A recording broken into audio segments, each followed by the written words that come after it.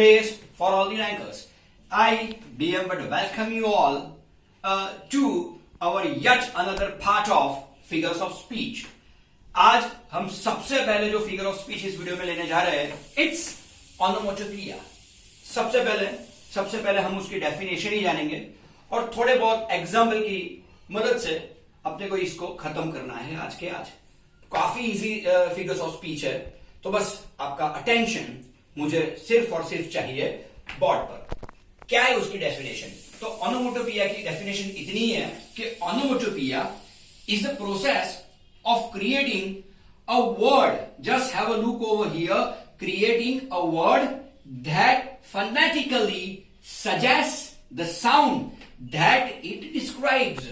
बस इतना ही समझना है आपको कि जब भी आप कभी ऑनोमोटोपिया कर रहे हैं तो आपको सिर्फ इतना ही याद रखना है कि अपने सेंटेंस में कोई ना कोई साउंड, कोई ना कोई चीज की साउंड उसमें जरूर से दिखाई देगी आपको. Phonetically if you see, तो phonetically it suggests the sound that it describes. कोई ना कोई inanimate thing की या कोई एनिमल की या किसी चीज की कोई आवाज उसमें phonetically describe की गई होगी. ओके, आप पूछेंगे सर कैसे?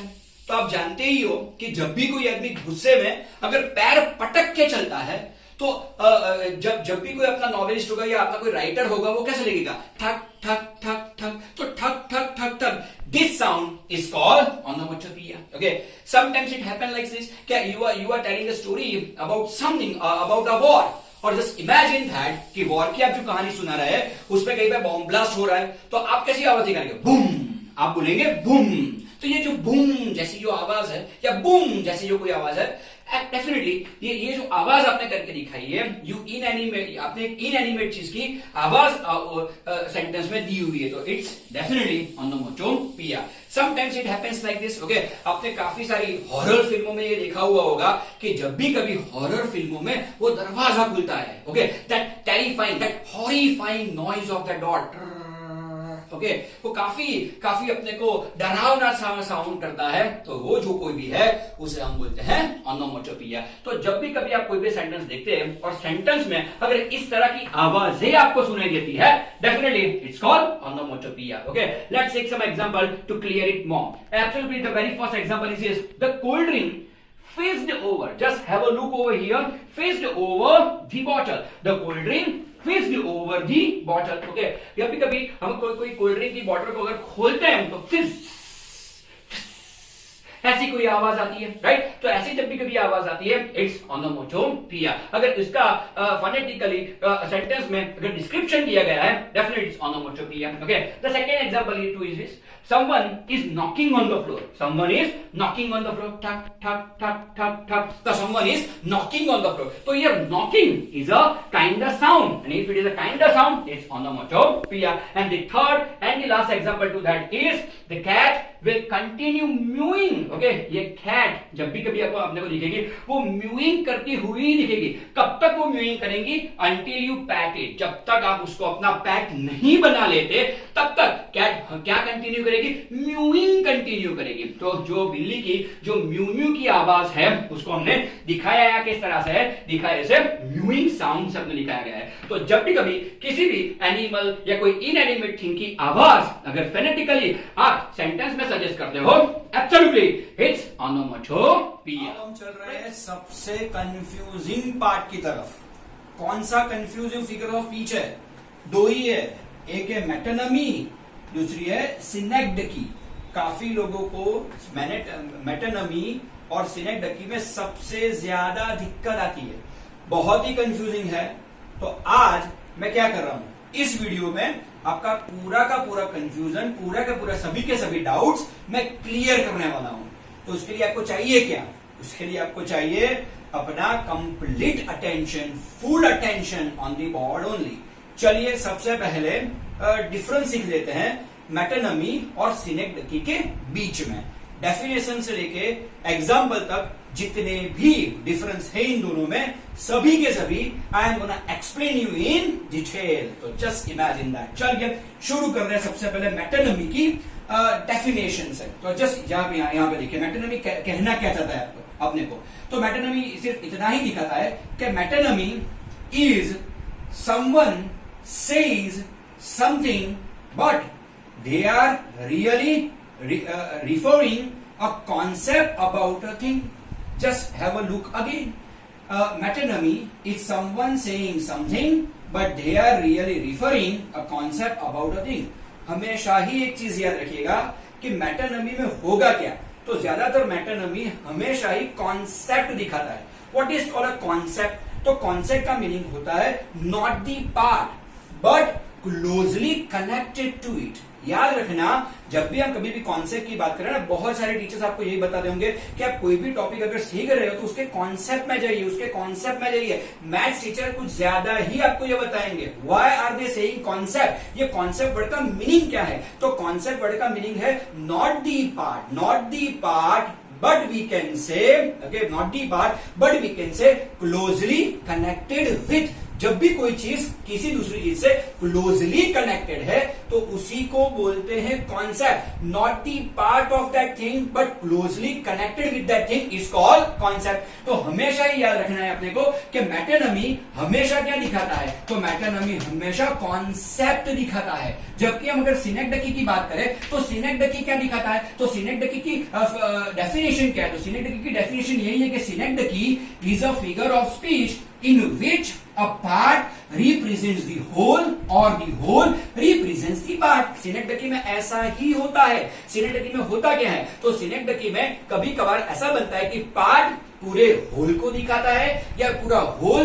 किसी पार्ट को दिखाता है. यानी कि कोई हिस्सा पूरी चीज को दिखाता है और बनता कुछ ऐसा है और ऐसा कुछ बन जाता है कि कभी कभार पूरा हिस्सा किसी पार्ट को दिखाता है. तो जब भी कभी ऐसा होता है आप समझ लीजिए वह सिनेक्डकी है. तो again I am gonna take you to the definition of that. Synecdoche is a figure of speech in which a part represents the whole और the whole represents the part. यहां पे एक चीज बराबर आपको ध्यान रखना है कि यहां एक चीज का ये हिस्सा बनेगा. जिसकी भी हम बात कर रहे हैं ना सेंटेंस में, वो दूसरी किसी चीज का हिस्सा होगा. कोई कॉन्सेप्ट या क्लोजली रिलेशन नहीं होगा, क्लोजली रिलेटेड नहीं होगा, वो उस चीज का हिस्सा होगा. तो ऑलवेज रिमेंबर कि मेटोनिमी कॉन्सेप्ट दिखाता है जबकि सिनेक्डकी पार्ट और होल दिखाता है. यानी कि वो पूरी चीज को दिखाता है या पूरी चीज से वो पूरी चीज का पार्ट दिखाता है. या तो पार्ट दिखाएगा या तो पूरा हिस्सा दिखाएगा. सही है कि नहीं है? तो इतना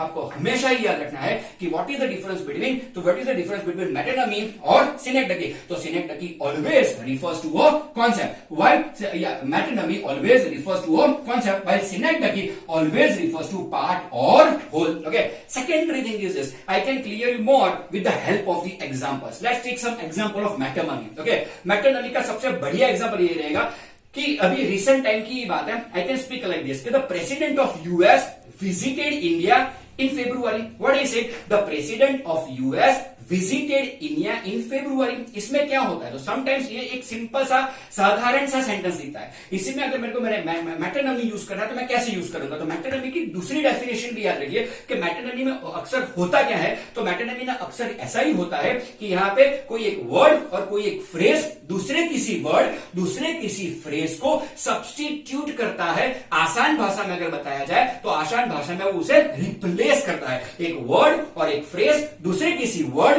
दूसरे किसी फ्रेज को सब्स्टिट्यूट करता है यानी कि रिप्लेस करता है. Just have an example. मैंने अभी आपको बताया, अगर हम ऐसा बोलेंगे कि the president of US visited India in February, तो ये एक सिंपल सा साधारण सा सेंटेंस है. अगर इसी को अपने को मेटोनिमी में कन्वर्ट करना है तो how could we convert it? We can convert this sentence into metonymy like this के द व्हाइट हाउस, ऐसे बोलेंगे the White House visited India in February. The White House visited India in February. तो White House belong किसे करता है? तो White House belong करता है the US प्रेसिडेंट को ही. तो एब्सोल्युटली अगर हम ऐसा बोलेंगे कि the White House visited India in February, it shows its metonymy. यहाँ White House एक कॉन्सेप्ट है. किसके बारे में कॉन्सेप्ट है? तो वो यूएस प्रेसिडेंट के बारे में एक कॉन्सेप्ट है. तो जब भी कभी कॉन्सेप्ट की बात चलेगी इतना जरूर से आपको याद रखना है कि आपको मेटोनिमी ही लेना है. तो सिनेक्डकी में क्या होगा? तो सिनेक्डकी में पार्ट, कभी कभार ऐसा बनेगा कि पार्ट पूरे हिस्से को दिखाएगा. जैसे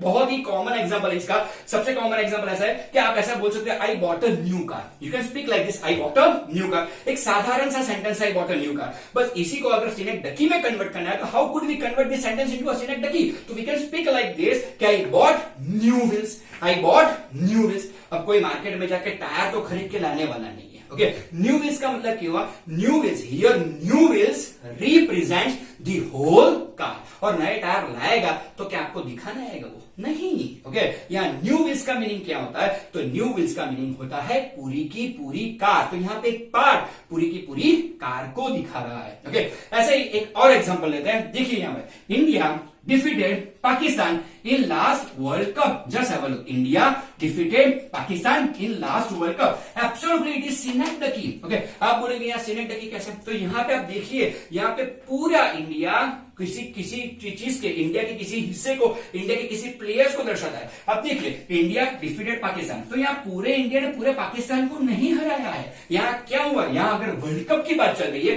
तो यहाँ इंडियन क्रिकेट टीम ने पाकिस्तान क्रिकेट टीम को वर्ल्ड कप में हराया. तो यहाँ क्या हो रहा है? तो यहाँ whole represents the part. Car वाले एग्जांपल में क्या हो रहा था? Part represents the whole. यहाँ पे क्या हो रहा है? Whole represents the part. तो बस यही है. यहाँ पे देखिए, Indian players are definitely the part of India. Pakistani players are definitely the part of Pakistan.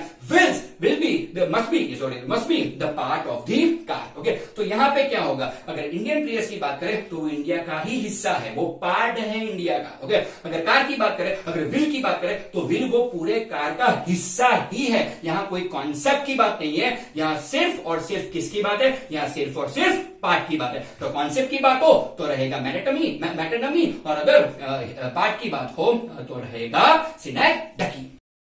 चलिए, मेटानमी और चीज क्या दिखाता है? तो मेटानमी दिखाता है सिंबल्स को. What are this symbols? Symbols is equal to, अगर हम बोलेंगे द क्राउन, तो the crown is equal to what? The crown is equal to the king. If I say the house is equal to the parliament house. If I say red jackets, तो red jackets is equal to British army. If I say the bench is equal to a panel of जजेस. तो यहाँ पे आप देखेंगे तो ये सभी चीजें क्या है? तो ये सभी चीजें एक सिंबल है. अगर आप बात करें बेंच की, अगर आप बात करें द क्राउन की, अगर आप बात करें रेड जैकेट्स की, तो ये सभी है क्या? तो ये सभी है एक सिंबल. तो जब भी कभी आपको सेंटेंस में ऐसे सिंबल दिखेंगे, definitely it is metonymy. Again I can say that कि कंपोजर ऑफ समथिंग, म्यूजिक हो गया, सॉन्ग्स हो गए, नॉवेल्स हो गई, स्टोरीज हो गई, ओके, प्लेज हो गए, इन सब चीजों को कंपोज करना पड़ता है. ओके, अगर जब भी कभी किसी सेंटेंस में ऐसे किसी कंपोजर की बात की गई हो, तो जब भी कभी के सेंटेंस में कंपोजर ऑफ समथिंग दिखाया गया हो, definitely it is again metonymy.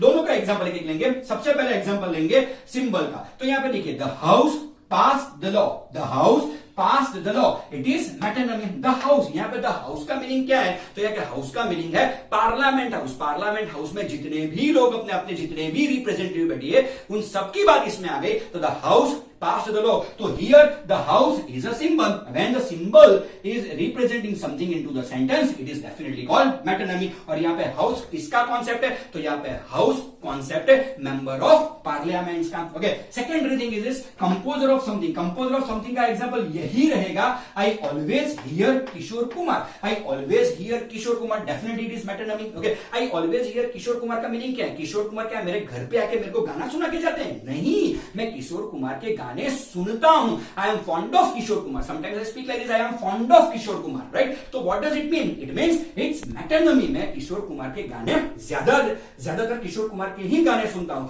तो यहाँ पे कंपोजर ऑफ समथिंग का भी उल्लेख किया गया है. तो इसी वजह से इसे क्या बोलेंगे? हम मेटानमी बोलेंगे. हम इसे इस तरह से भी बोल सकते हैं, आई रीड शेक्सपियर. यहाँ पे शेक्सपियर को नहीं पढ़ रहा, पर शेक्सपियर ने जितनी भी नॉवेल्स लिखी है, स्टोरीज लिखी है, प्लेज लिखे हैं, उन सबको मैं पढ़ रहा हूं. तो I read Shakespeare is the best example of metonymy. जबकि सिनेक्डकी में क्या होता है? तो सिनेक्डकी हमेशा क्या दर्शाता है? तो सिनेक्डकी हमेशा दिखाता है थिंग्स मेड ऑफ मैटर और मटेरियल. ओके, और ज्यादातर हिस्सों में क्या दिखाता है? तो ज्यादातर हिस्सों में दिखाता है parts of the body. Okay, तो थिंग्स मेड ऑफ मेटल और मटेरियल, पार्ट्स ऑफ बॉडी. जब भी ऐसी किसी चीज का उल्लेख हो तो इतना जरूर से सीख लीजिए कि वो सिनेक्डकी ही होगा. एक चीज जरा आपको डिटेल में मैं समझाना चाहूंगा कि बहुत सारे बच्चे ऐसा ही समझते हैं कि जब भी कभी पार्ट ऑफ द बॉडी होगा तो वो सिनेक्डकी ही होगा. नहीं, ऐसा नहीं है।